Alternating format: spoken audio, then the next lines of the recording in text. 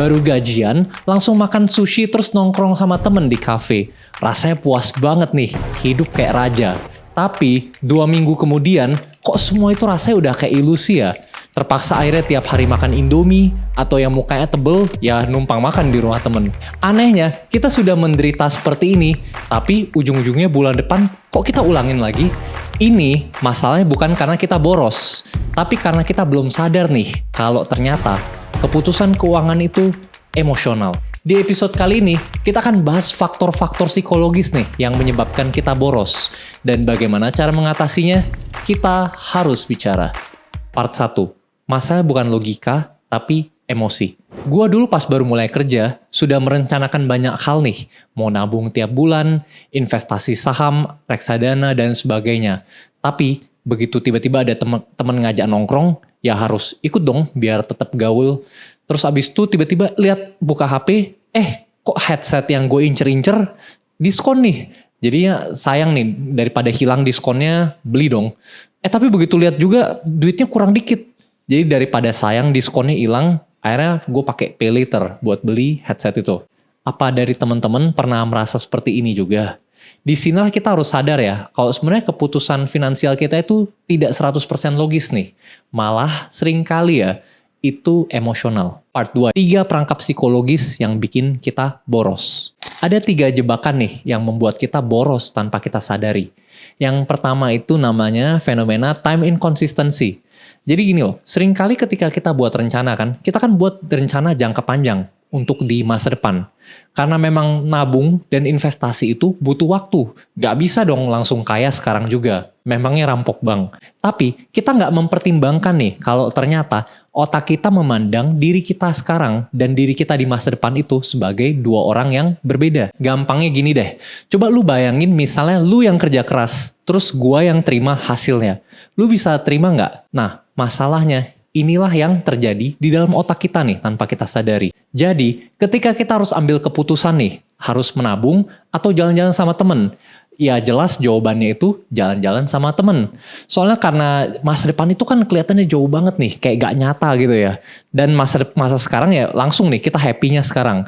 Jadi kalaupun nanti kita harus ngutang buat menikmati masa sekarang, ya itu kita bakal ngutang. Karena ya kan yang harus bayar itu diri kita yang di masa depan, yang harus menderita itu dia.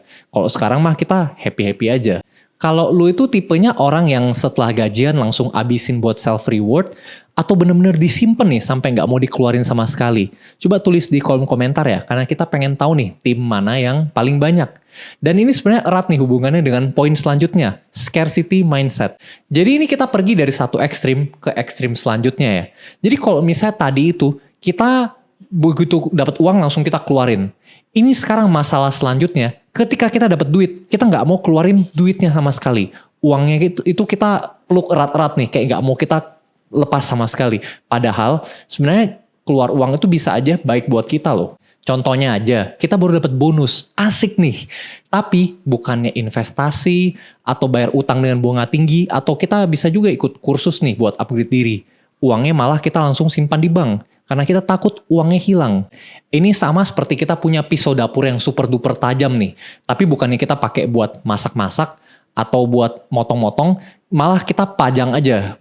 Kita kagumin tiap hari. Ya ujung-ujungnya malah berkarat. Makanya di sini teman-teman juga harus sadar ya, kalau misalnya uang itu alat. Alat itu ada buat dipakai nih, bukan cuma buat diliatin aja. Lu mungkin ada temen atau keluarga yang kayak gini, ayo share videonya ya, agar siapa tahu mereka bisa terbantu. Dan ini sebenarnya scarcity mindset bukan cuma bahaya di sana aja nih. Sebenarnya bahaya selanjutnya ya, kadang-kadang ketika kita terlalu fokus buat menghemat uang, kita pokoknya selalu cari cara, ya gimana kita bisa cut spending dan cut spending lagi. Jadi pokoknya nggak ada uang keluar sama sekali. Akhirnya energi kita jadi habis ke sana nih. Kita benar-benar fokus ke sana sampai kita nggak mikirin cara buat dapat uang lebih, cara buat upgrade diri. Jadi kita benar-benar cuma fokus menghemat aja. Dan kalau kita hidup seperti ini bukan solusi jangka panjang ya. Ini sama seperti atap bocor, terus kita selotip aja nih biar gak netes. Tapi suatu saat itu kan akan rubuh jadinya. Dan ketika rubuh itu kalau di menghemat ini ya, kadang-kadang kita jadi merasa begitu kita udah stres, lelah banget, stuck gitu, kita jadi akhirnya revenge spendingnya. Begitu uang yang udah kita tabung bertahun-tahun, kadang-kadang bisa kita habiskan dalam waktu sekejap aja. Karena kita mau balas dendam. Kan kita udah nabung lama banget. Begitu kita udah gak tahan, akhirnya kita malah belanja. Malah jadi ujung-ujungnya lebih boros daripada kita spending yang sewajarnya aja. Dan sebenarnya ya, di antara semua faktor psikologis ini, ada satu sebenarnya yang paling sulit untuk kita kontrol. Yaitu faktor sosial dan FOMO. Jadi lu coba bayangin gini deh situasinya. Lu lagi rebahan di kamar, lagi mau santai-santai aja nih, karena lu mikir, ya hemat, gitu kan. Lu mau makan Indomie aja hari ini. Tapi tiba-tiba HP lu ada yang ngechat nih. Ternyata si Joni. Jadi Joni ngechat, bro, ayo kita ke cafe ini. Cafe yang baru buka nih. Ini udah ada gebetan lu juga datang ke sini. Otak lu sebenarnya udah mikir, aduh, sebenarnya udah tipis nih dana bulan ini. Dompet lu dari pojokan kamar udah teriak, jangan, tolong. Tapi lu malah jawab, gasken. Dan 5 menit kemudian lu sudah naik motor sambil amnesia nih kalau ternyata lu masih punya cicilan yang belum lu bayar. Realita pahitnya ya, kita sering kali belanja bukan karena butuh, tapi biar nggak ketinggalan. Jadi iPhone terbaru, outfit musim ini, nongkrong di cafe yang paling hits. Padahal yang kita lihat di sosial media itu kan cuman highlight reels aja. Jadi cuman sepotong hasil editan dan filter. Kita nggak lihat nih kalau di belakangnya mungkin sebenarnya dia masih ada banyak banget cicilan yang harus dibayar. Pusing nih bayar tagihan sampai nggak bisa tidur. Jadi ingat ya, hidup itu bukan kompetisi. Dan nggak semuanya yang viral harus kita ikutin juga. Part 3, solusi mindset bukan larangan tapi sistem. Jadi di tengah berbagai masalah ini, gimana sih solusi untuk punya mindset yang tepat soal uang? Solusi satu nih, pertama kita harus kasih nama ke tabungan kita, bukan sekedar nyimpen aja. Jadi kadang masalahnya ya, bukan di jumlah uang yang harus kita simpan, tapi bagaimana cara kita melihat uang itu. Seringkali kan ketika kita nabung ya, kita kan udah tentukan jumlahnya. Ya setiap bulan mau nabung 1 juta misalnya. Oh ya akhir tahun ini mau punya 50 juta. Jadi kita kan sudah pasang angka, cuman sekedar angka-angka dan target aja. Tapi kalau kita cuman kasih sekedar angka aja dan target, itu jadi nggak ada artinya nih. Jadi ketika kita ada godaan lain, misalnya, oh HP baru, diskon, diajak temen nongkrong, akhirnya kita terbawa juga ke sana. Jadi daripada kita cuman sekedar nabung aja, kita harus kasih nama juga. Jadi contohnya daripada uang 10 juta, kita sebut ini, oh ya ini uang untuk kuliah adik gua. Ini uang buat liburan akhir tahun. Ini uang buat kursus. Karena begitu uang punya tujuan, kita jadi akan lebih rela nih menyimpannya. Dan saatnya kita pakai, kita juga lebih tenang keluarnya. Jadi kita nggak usah khawatir, takut, ini sayang nih uangnya hilang atau gimana. Karena ini memang sudah sesuai tujuan. Jadi simple sekali. Tapi dengan cara ini aja, itu sudah mengubah cara pandang kita mengenai uang. Dan yang selanjutnya ya, penting bagi kita juga buat menunda, bukannya menolak keinginan. Jadi kita memang hidup di zaman yang serba instan. Tapi sebenarnya otak kita itu bisa dilatih loh buat menunda kesenangan. Asal ada sistemnya yang tepat. Caranya gimana? Jadi ketika kita pengen beli sesuatu nih, kita bikin sistemnya. Jadi kalau misalnya ini hal yang gak urgent, misalnya kita tentuin batasnya aja, hal yang gak urgent di atas 100.000 atau 300.000, itu kita harus tunda dulu 24 jam.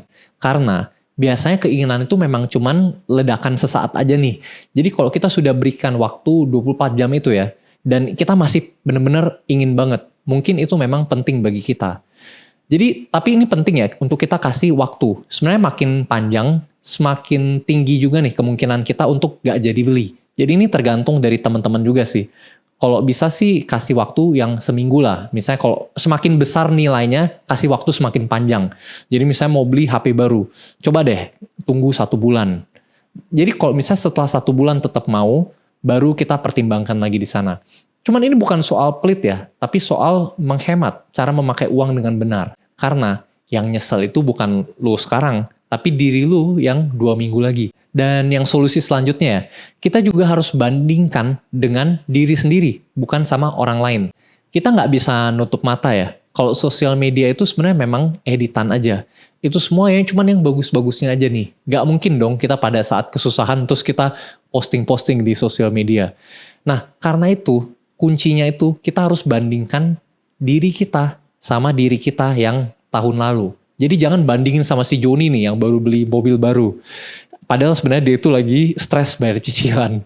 Jadi kita coba buat journaling dan catat aja nih. Mungkin kita bakal kaget nih kalau sebenarnya sudah banyak banget kemajuan yang tidak kita sadari. Mungkin dulunya kita boros banget, tapi ternyata tahun ini kita sudah bisa menabung cukup banyak nih. Itu kemenangan bagi diri kita, walaupun gak harus kita pamerin di Instagram. Jadi, mengatur uang itu bukan cuma soal strategi dan target nih, tapi juga soal mengerti cara kerja otak. Jadi kita nggak harus menjadi seperti Warren Buffett nih hari ini, langsung investasi kiri kanan. Yang penting kita mulai dulu nih, langkah kecil apa yang hari ini bisa kita ambil agar kita bisa menjadi lebih baik dari hari sebelumnya. Dari teman-teman mungkin ada kendala lainnya dalam mengatur keuangan, atau jangan-jangan ada tips lain nih yang keren. Kalian boleh share di kolom komentar ya, karena siapa tahu kalian bisa membantu yang lainnya juga. Kalau sebelumnya teman-teman pernah mau menabung, tapi gak bisa mulai-mulai nih karena kurang niat. Kita ada buat videonya ya, mengenai cara untuk memaksa otak melakukan hal-hal yang sulit, walaupun sebenarnya kita gak mau. Kalau misalnya teman-teman serius ingin menyelesaikan masalah ini, ayo cek videonya ya. Karena masih banyak banget yang harus kita bicarakan di sana. Terima kasih, dan ayo subscribe kalau ini membantu kalian. Sampai jumpa di video selanjutnya.